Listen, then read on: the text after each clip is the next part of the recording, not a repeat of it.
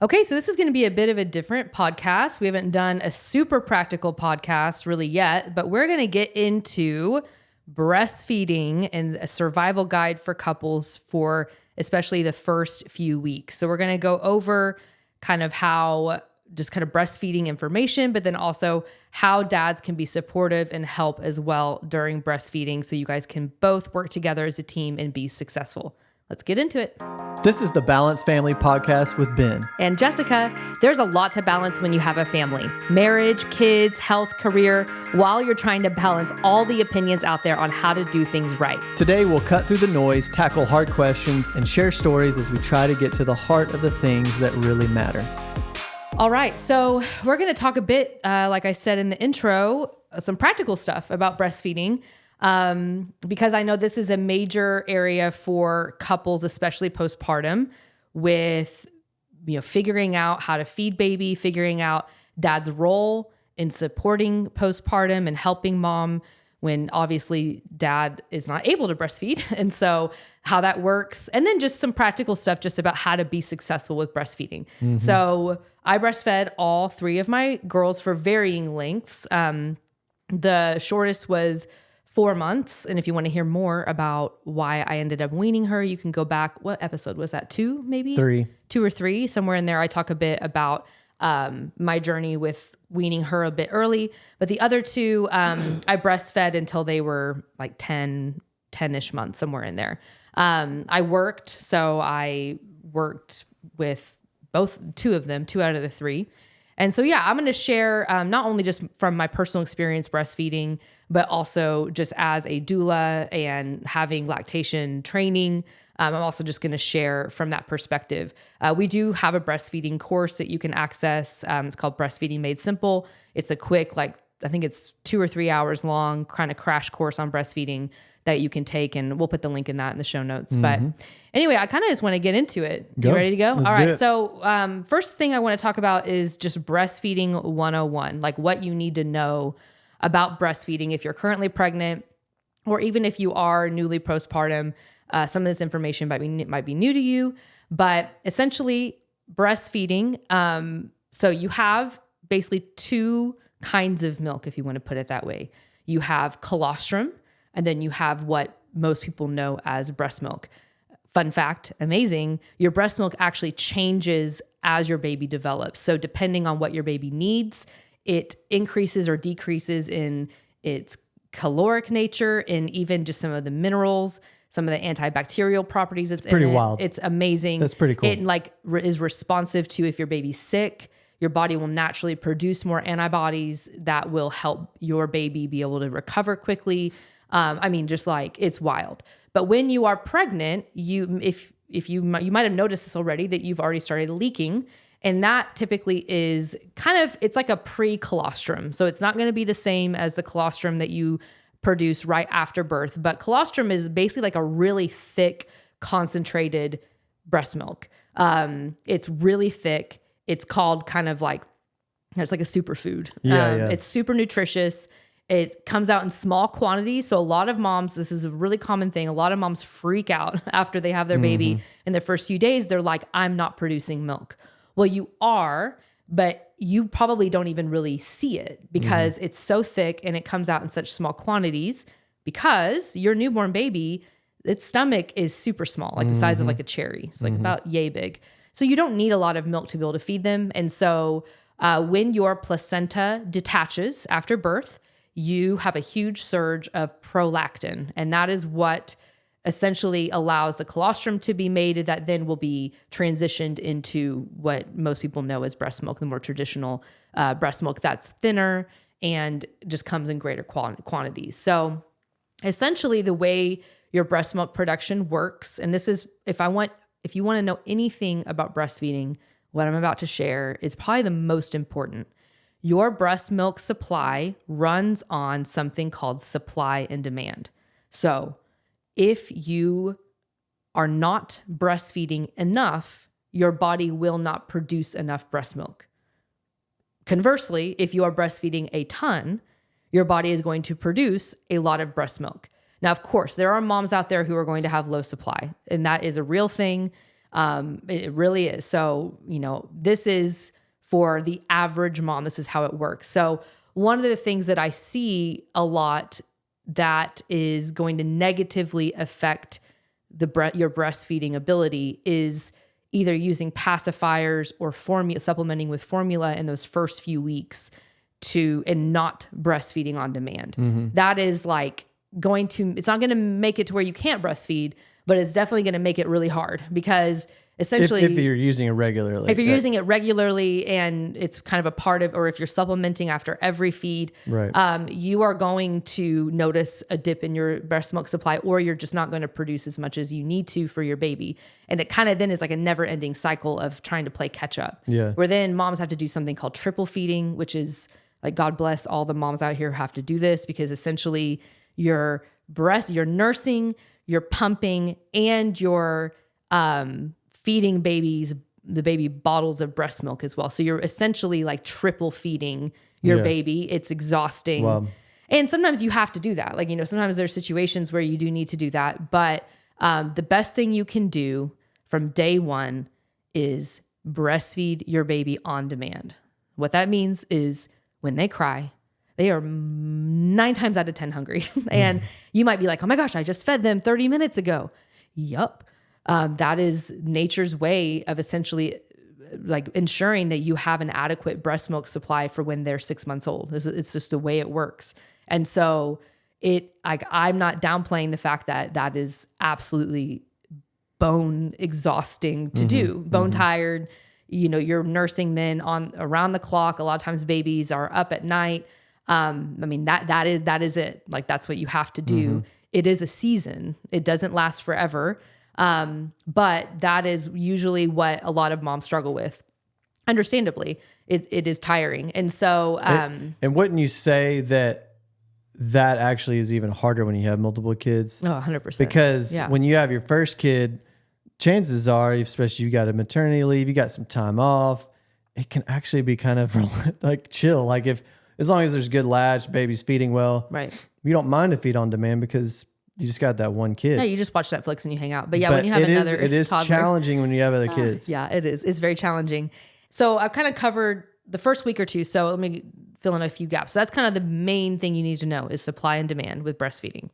In the first week or two, your breast milk is going to transition from colostrum into breast milk. And that usually happens, some moms it happens early on the earlier side, like day 3 or day 4. For some moms, it can take up to a week for your breast milk supply to transition.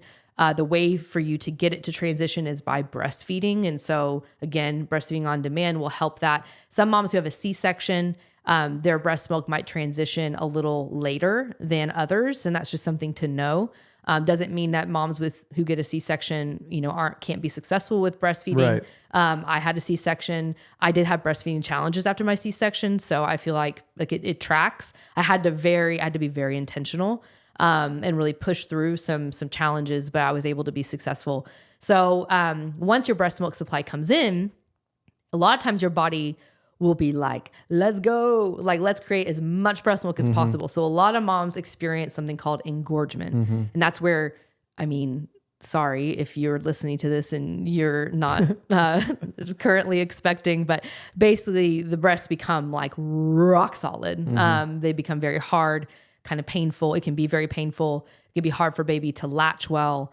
And honestly, it's just usually it'll last for about a week or so where you'll feel a lot of engorgement. You may have to express a little bit initially to get baby to even be able to latch and nurse. It'll be a lot of milk coming out. So a lot of babies end up getting very gassy because it's a lot of milk coming out. But over time, then your body basically your body's trying to figure out how much to make. And so there's like a fine line between you don't want to pump all of the excess breast milk out because like the supply and demand thing, you're telling your body then, sweet, please make this much milk all the time because my baby needs it. Your body doesn't know the difference between a baby and a pump. And so you're going to experience then, if you do that, your body's going to continue to make that level of milk and you're going to experience something called an oversupply.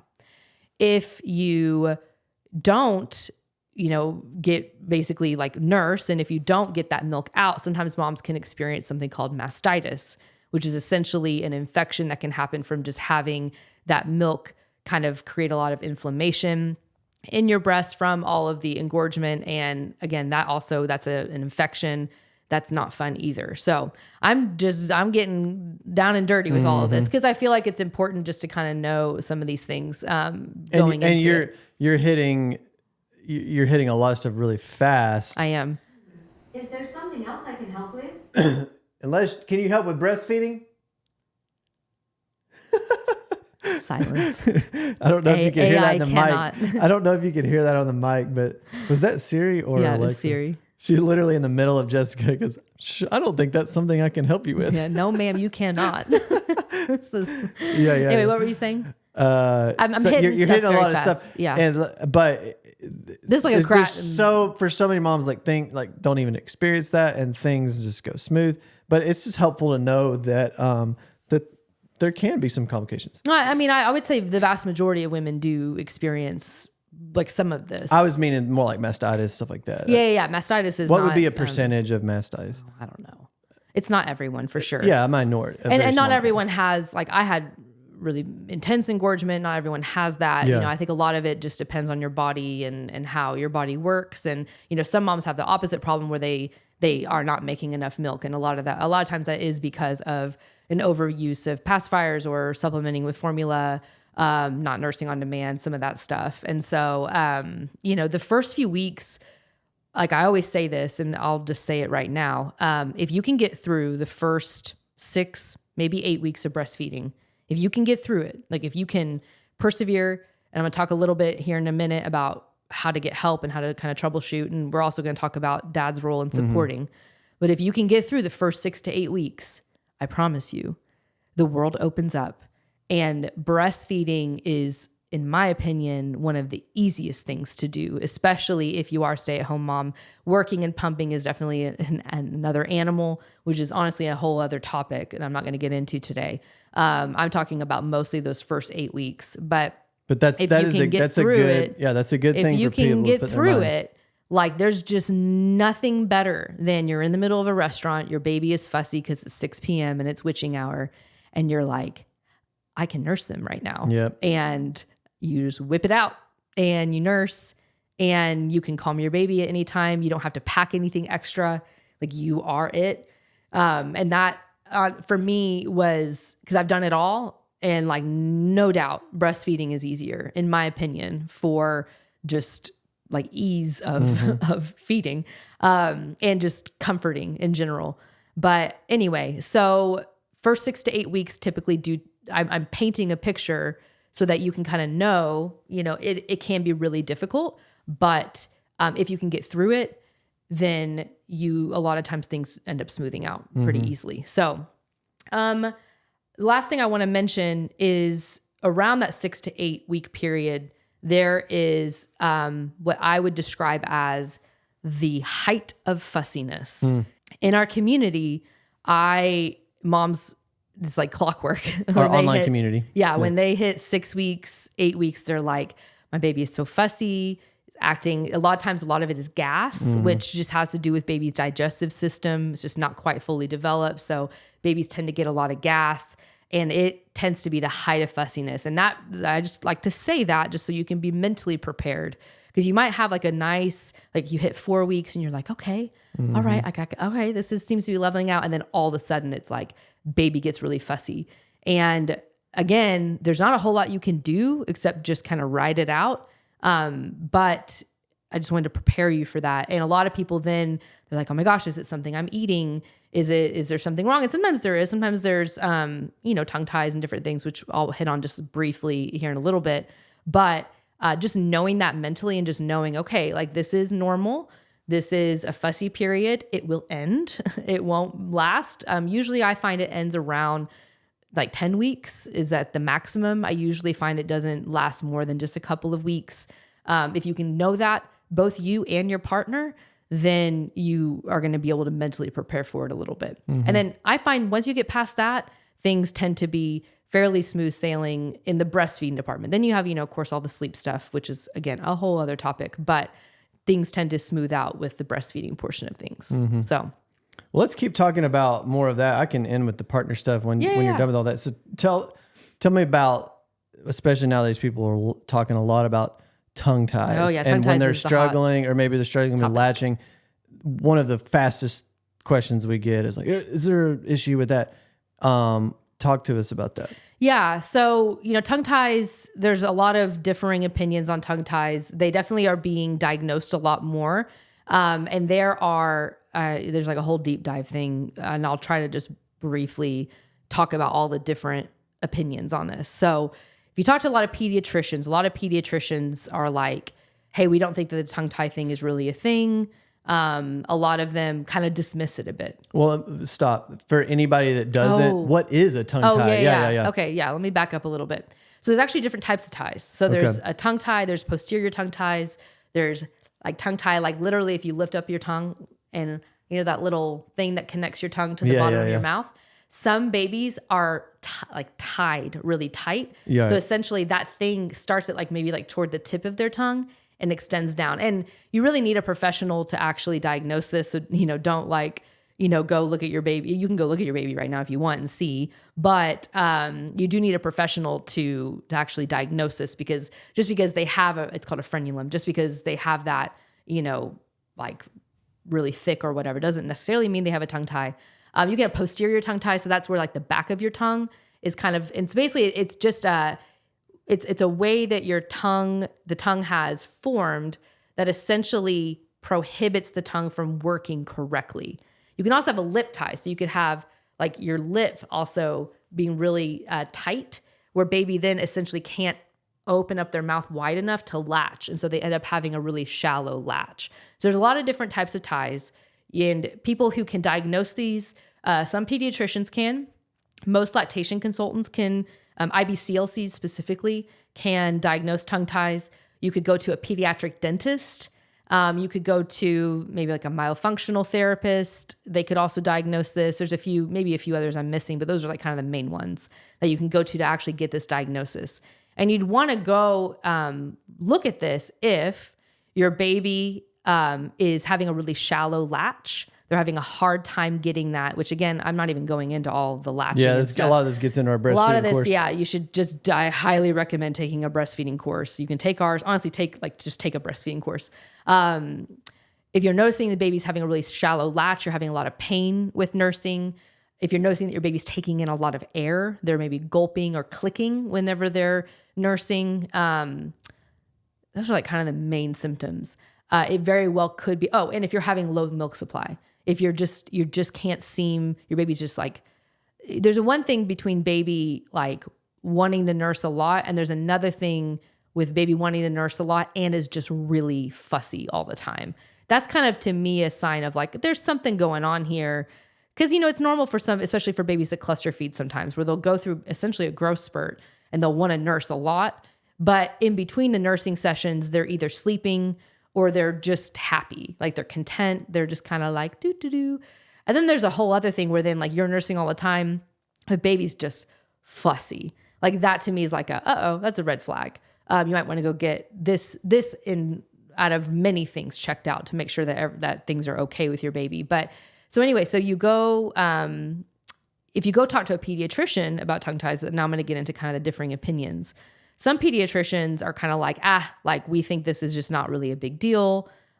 We think it could be reflux, or they kind of pin it on some other things in terms of especially the fussiness. Which you could easily argue that logic is on their side, in that, hey, people have been breastfeeding forever. Mm-hmm. To think that these issues are more common, that just seems kind of not logical. But then you talk to the other experts. Yeah. And so then you have lactation consultants and other people who are hey, this is actually a thing. Some of it has to do with genetics. Some of it, has to do with lots of varying things. But essentially there's a lot of moms I know, even inside of our community, who have gotten their babies' ties revised. They do get assessed. They find it, they see that there's a tie, they get it revised, and it's night and day difference, where their baby was fussy, nursing all the time, shallow latch, lots of pain with breastfeeding, to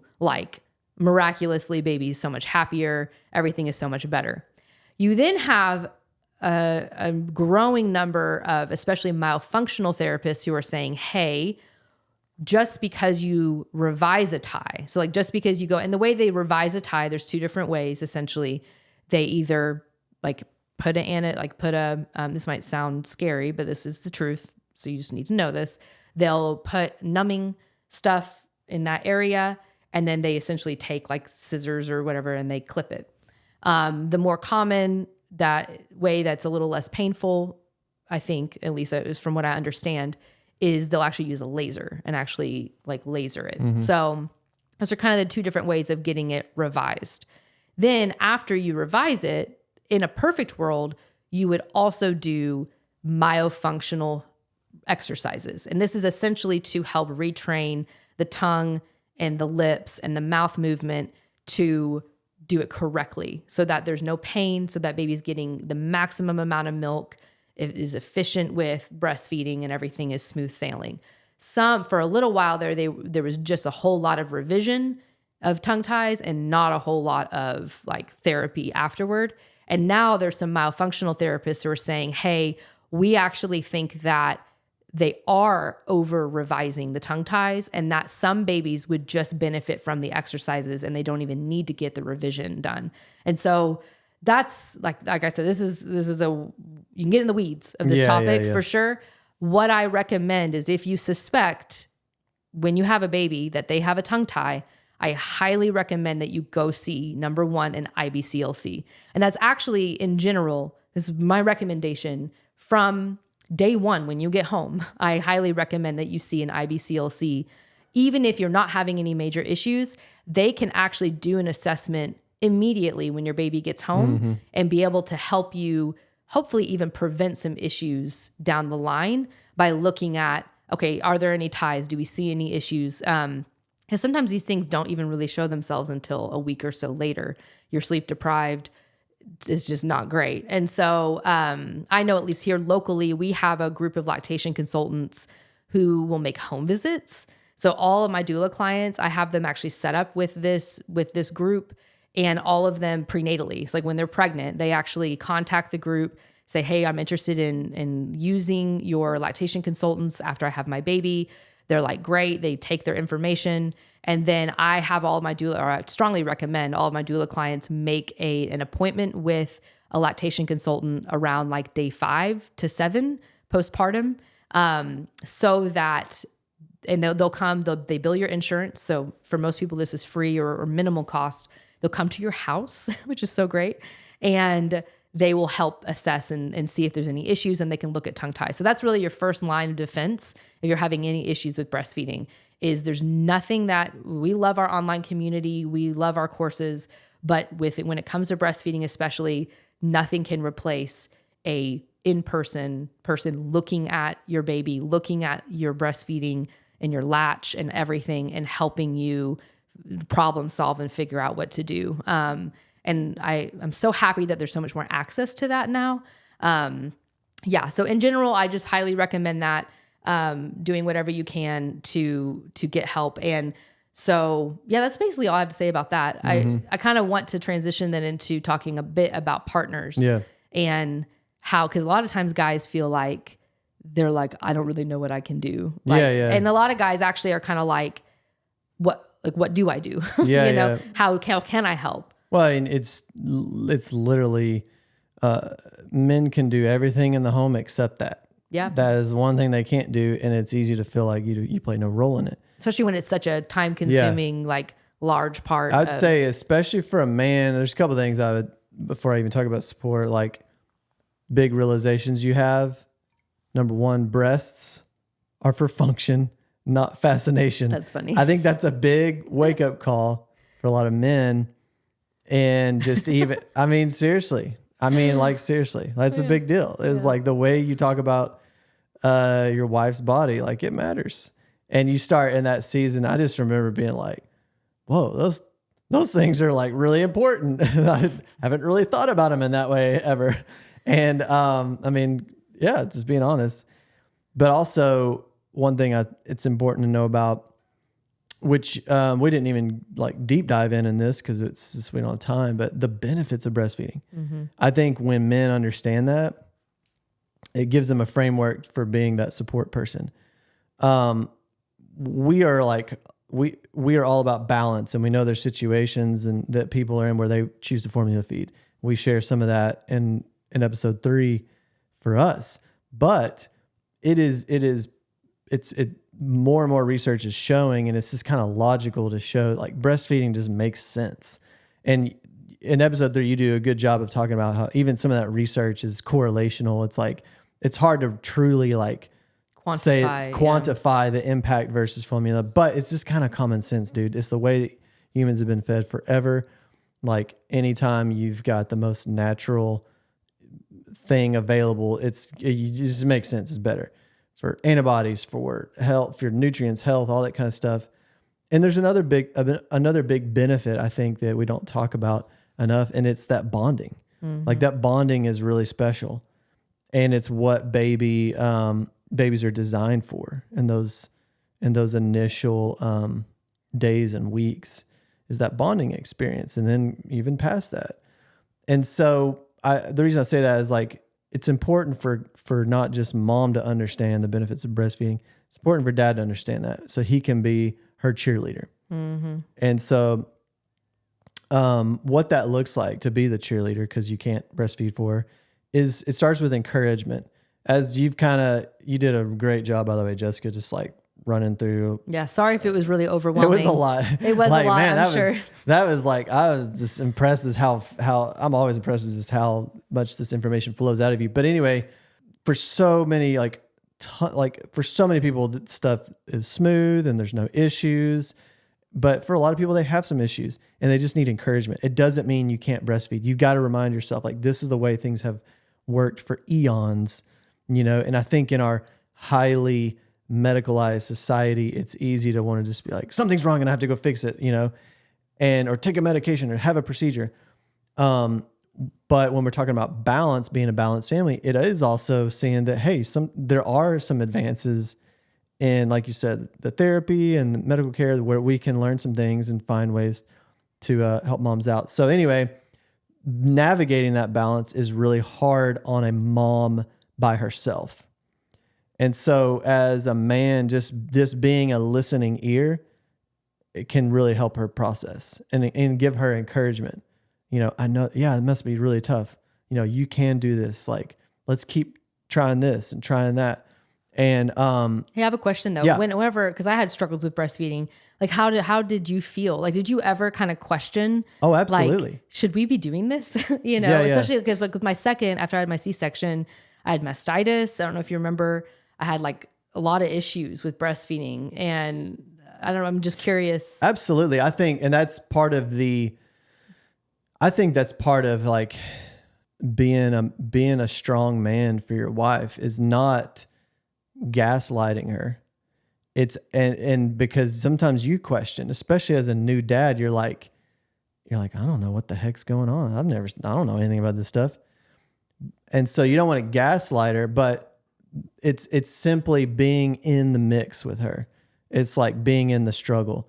And there's simple ways, I believe, that you can, and I'm sorry, to answer your question, like, you can be encouraging and uplifting, but also in their mind be like, I don't really know what we're doing. Like, that's normal. That's normal. Well, it's about creating the right environment and just kind of the right spirit about it all. But as far to answer your question, like, yeah, I definitely question a lot of like, yeah, what should we do? But this is the way I engaged. That was not a panic. It's like, what should we try next? And as a guy, like, you don't, even if you do know a lot, you're not going to probably know as much as she knows, but you can help her by saying something like, man, I know that must be really hard. So what do you think a good next step for us could be? And you can even set the stage, like, long-term of like, yeah, maybe we might need to go get such and such checked out. But for right now, what do you think maybe is a good next step for you? And that could take mom's mind off of like this epic fail, big picture thing, weight on her shoulders to, oh yeah, okay. Like, let's just be grounded in the moment. What's the one thing I can do? What can I try tomorrow? And that's why it's really hard, because we interact with so many first time parents that, I mean, it's just like a week feels like eternity to them. And you're trying to help them see like, man, like, I know that 7 days from now sounds like a long time, but literally everything could change. It's just like sometimes stuff just clicks. So I would say, I don't know if that's. Yeah, well, I was asking because I know that there are some men who, like, when they see their wife struggling breastfeeding, let's say, they're like, they want to go fix it. They want to save them. And so they want to be like, well, they'll start questioning like, well, you know, are you making enough milk? Yeah. Are we doing it right? Like, Yeah. Should we formula feed? And Yeah. especially if they're not aware of, and if they don't share the same desire, which Right. of course they wouldn't, as the mom to breastfeed, they can sometimes sabotage things a bit with their, That's and a good then, point. and also too, sometimes getting help does cost money. Yep. And I think that's a whole other thing, is that some guys will be like, you know, well, you know, we shouldn't have to, you know, go. I know there's some moms in our community who have used chiropractic care that has been really helpful for their infant, and insurance typically does not cover that. And so that's out of pocket money. And a lot of dads, I think, can be a little bit resistant to that and not want to have to spend the money, you know? And so I think that was kind of where I was going, was I never felt pressure from you to formula feed as like hey, things are really hard. Why don't you just do this easy, quote unquote, easy thing? You know what I'm saying? And I hate to label it that way, the easy out. It absolutely would have been wonderful at that moment. And you know? no, that's a great point. And that's why I started by saying like men should know the benefits of breastfeeding. Yeah. And it's not even just about the antibodies and the natural stuff and the bonding. It's also, like you're saying, like you said earlier, like practicality, like being able to just be the walking, you know, cafeteria for your baby is pretty handy later on. And also does save money. Now, time is money, of course. And, you know, we can get into all that, but totally. But anyway, no, that's a great point. And so it's this delicate balance of trying to encourage and spur you on. I remember that, trying to spur you on, like stick with it, but also respect the struggle. And there are a lot of men that, for good reason, not just the one, like you're saying, like being a cheapskate or whatever, that they just want to like save their wife and just like in the struggle, in the pain, make everything convenient. And it's important to revisit your goals. Well, what's our goal? Well, we really want to breastfeed for as long as possible for X number of months or whatever. And it's like, try as a team to stick with your goal. And then you talk about, then you troubleshoot those next steps. Not like just, I'm not talking about breastfeeding because you might need help for that. You think about the next step. Okay, should we just try it one more day? Or should we call a friend? Or should we call a lactation consultant? Or, you know what I'm saying? It's like, you troubleshoot together as a team, and it just relieves that mental burden off of mom. And dad doesn't have to have all the answers. He's just got to be there for the conversation. And so, but getting to the whole thing with help, so many people we talk to, like the quicker they regret not talking to a lactation consultant earlier, or they regret not calling a friend that they know had a lot of success with breastfeeding earlier. Like, don't hesitate to pick up the phone and talk to somebody real. Don't get on AI. Don't get on Google. Like, you're going to get the most generic, like unhelpful stuff. Like, I'm just having flashbacks of, cause like back in my day, there was lactation consultants, but there actually weren't very many locally. And Facebook groups, there was a La Leche League Facebook group locally. And we had no money. And so back then also insurance did not cover lactation. So that was special. Mm-hmm. There was something called Kelly Mom. That was a blog that was actually really helpful. But I remember like I was constantly self-diagnosing myself, and golly, I wish I would have just seen. And exactly. And lactation consultants are not all created equal. I did end up seeing a lactation consultant with my third, and I honestly just had a terrible experience. And so that's a whole other thing, is that don't give up. If you have a bad experience with one, like go find another one.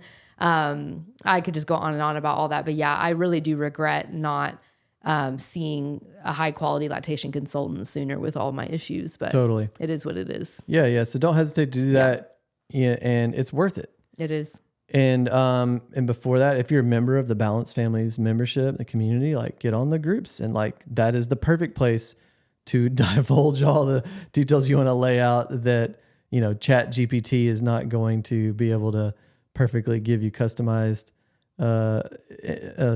advice, but you get on that group and you can learn about moms that might have had the exact same scenario and just give you that many more ideas to kind of try. Troubleshoot, yeah. But it's like, don't get discouraged. Yeah, you'll definitely get a lot of ideas, and a lot of our moms are very responsive to help. They really want to help because they've been there. And so a lot of them will be like, hey, try this, try that.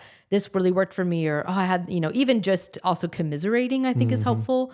Just to be like, hey, I've been there. It does get better. All of that stuff, that is the benefit of an online community for sure. So. And is back to partner and just like men, like we can't relate to this stuff. It's like one of those hard days, like have flowers the next morning. Like the little things just to remind her that she's special. She's made to be a mom. She can do this. So many moms have been right where she's at. Just that little bit of encouragement can lift your spirits, wouldn't you say? Mm-hmm, yeah. And I think the last thing is dads can actually be helpful during nighttime feeds even. Yeah, other household chores. Yeah, well. Take another thing. But I'm thinking specifically of the times when you would like I would actually stay in bed and Ben would wake up and he would go like change a diaper or, you know what I'm saying? Definitely. Like that, just knowing that he was awake with me, which I know sounds really impractical. And we didn't do this for every baby and forever, but especially if I was having a hard week or something like that, just knowing that I wasn't up alone by myself in the middle of the night. I was suffering with you. Like there was a sense of like, I felt relieved just knowing that you were there, so that if she was super fussy, like I at least had someone else that I could be like, what do we do? Yeah. And I think also just getting to stay in bed, because you're also recovering from birth. And so you would get up and you would change diapers, you would swaddle, you would change clothes if they had a blowout, all the things. If I had gotten done nursing and baby wasn't settling, you would stay up sometimes and like try to soothe baby back down. There was a lot that you did that maybe, you couldn't breastfeed, but man, it meant a lot to me, just knowing like I have a teammate who's in this with me, who, is willing to suffer with me. I don't know. Yeah. It just makes you feel a lot less alone. And so, I would have loved it if you could have, breastfed. And we did eventually, introduce bottles and you were able to feed sometimes, that's a game changer. That's the other thing to hold out hope for, folks. Yeah, like 3 to 4 weeks is what I usually recommend. Yeah. To wait until about 3 to 4 weeks postpartum. That's a real sweet spot. If you wait too long with the bottle, babies sometimes don't accept it as well. If you go too early, sometimes babies can get a little bit of confusion between the bottle and breastfeeding. 3 to 4 weeks is that sweet spot. Once that happens, it's game on. Game on, man. And moms do have to wake up still to pump though sometimes. So there's true, that, but it is a lot of relief, and it allows also her to leave the house. Yes, have a bottle around, and there is complexity with pumping and it's supply. like I feel like we're not so, but it is nice when dad can do some of those feedings. Like there is hope in that regard, and it's funny because 4 weeks when you're postpartum, you're like 4 weeks. That seems like forever, and it'll come around quickly. But I'm glad you brought that up about just not just things that dad can do at night to support her, but just even around the house, relieving, when she's exhausted or struggling. Like there's just so much you can do around the house.